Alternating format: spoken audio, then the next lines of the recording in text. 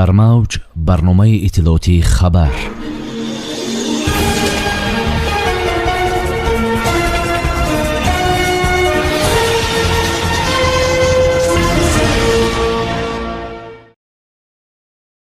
дар вилояти Нижний Новгород додани патенти кор ба муҳоҷирон қатъ карда шуд.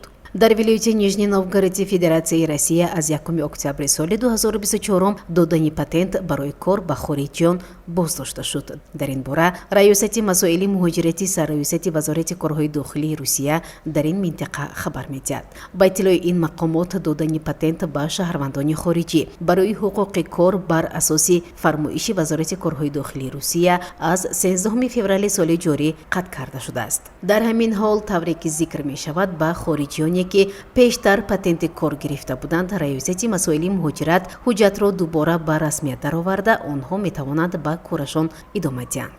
ёдовар мешавем ки аз моҳи апрели соли 2024 ба муҳоҷирон дар вилояти Нижний Новгород кор дар таксӣ манъ карда шуда буд.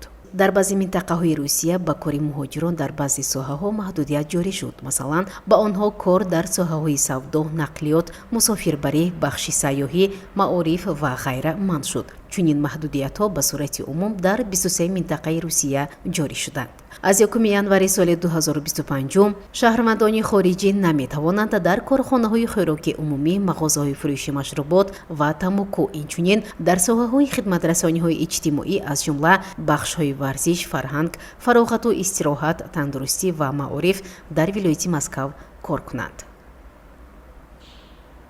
дар мавҷ барномаи иттилоотии хабар.